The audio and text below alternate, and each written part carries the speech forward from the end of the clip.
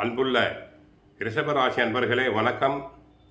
2026ஆம் ஆண்டில் ஜனவரி மாதத்திற்கான பலன்களை நாம் பார்க்க போகிறோம். ரிஷபராசிக்காரர்களே, ஜனவரி மாதத்தில் கடந்த கால கடின உழைப்புக்கான பலன் கிடைக்கும். திட்டமிட்டு செலவழிக்க வேண்டும் மற்றும் பணத்தை நிறைய சேமிப்பதற்கு திட்டமிட்டு செலவு செய்யுங்கள். அனாவசிய செலவுகளை தவிர்த்தல் வேண்டும். சிலருக்கு காதல் வாழ்க்கை சிறப்பாக இருக்கும். குடும்ப உறுப்பினர்களிடையே பிணைப்பு அதிகரிக்கும்.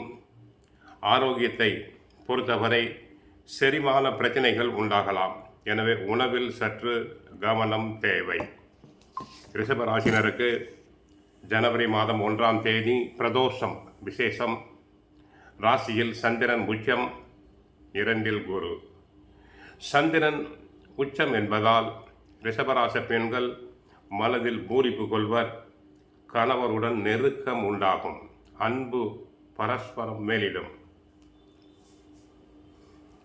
2இல் குரு தங்களுடைய தேவைக்கு தகுந்த மாதிரி பணப்புழக்கம் அதிகரிக்கும். 4இல் கேது தாயாரின் உடல் நலனில் கவனம் தேவை. அஷ்டமத்தில் சூரியன், செவ்வாய், புதன், சுக்கிரன் இருப்பதால் உஷ்ண நோய்கள் அதிகரிக்கும். அடுத்து 10இல் ராகு, லாபஸ்தானத்தில் சனி பகவான் இருக்கிறார். குடும்பத்தை பொறுத்தவரை அவ்வப்போது லேசான சிறு உரசல்கள் வரலாம். வார்த்தைகளில் கவனம் தேவை. கணவரை எதிர்த்து பேசுதல் கூடாது. உடல் ஆரோக்கியம், சிறு சிறு உடல் உபாதைகள், உஷ்ண நோய்கள், தலைவலி வரலாம். உத்தியோகத்தில் கடினமாக உழைக்க வேண்டியிருக்கும். பிறர் வேலைகளையும் சேர்த்து செய்தல் வேண்டும்.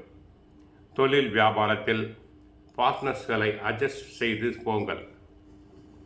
தொழிலாளர்களை பகைத்துக் கொள்ளுதல் கூடாது. தொழில் வியாபாரத்தில் நேரடி கவனம் தேவை. தொழில் ரகசியங்களை பிறரிடம் பகிர்ந்து கொள்ள வேண்டாம். அரசியல் துறை அன்பர்களுக்கு கவனமாக இருத்தல் வேண்டும். வீண் பலிகள் வரலாம். சேர்க்கையில் கவனம் தேவை. கலைத்துறை அன்பர்களுக்கு நன்மை பெருகும், லாபம் பெருகும், வருமானம் அதிகரிக்கும். சிலர் கலை நிகழ்ச்சிகளுக்காக வெளி மாநிலங்கள், வெளிநாடு சென்று வரலாம். ஐடி பத்திரிகை துறை அன்பர்களுக்கு நல்ல வருமானம் கிடைக்கும். சிலருக்கு வெளிநாட்டு கம்பெனிகளிலிருந்து அழைப்புகள் வரலாம். நல்ல வருமானம் உண்டாகும். மாணவர்களுக்கு படிப்பில் கவனம் தேவை. கெட்ட சகவாசம் கூடாது. பெற்றோர் சொற்படி கேட்குதல் வேண்டும். ஆக வியாழக்கிழமை பாபா கோயிலுக்கு சென்று வாருங்கள். ஸ்ரீ சாய் சத் சரிதம் புத்தகத்தினை வாங்கி படிக்கலாம். குடும்ப கவலையிலிருந்து விடுபட அபிராமி அந்தாதியில் உள்ள 3வது பாடல் அறிந்தேன் எவரும் அறியார் என்ற பாடலை பாராயணம் செய்யுங்கள். நினைத்த காரியம் நிறைவேற 25வது பாடல் பின்னே தெரிந்துன் அறியாரை என்ற பாடலை பாடுங்கள். சில ரிஷபராசி பெண்களுக்கு மனநோய் இருக்கும். மனநோய் அகல அபிராமி அந்தாதியில் 27வது பாடல் உடைத்தானை வஞ்சப் பிறவியை என்ற பாடலை மனமுருகி பாருங்கள். நன்மைகள் நடைபெறும். வாழ்க வளமுடன். மங்களம் உண்டாகட்டும்.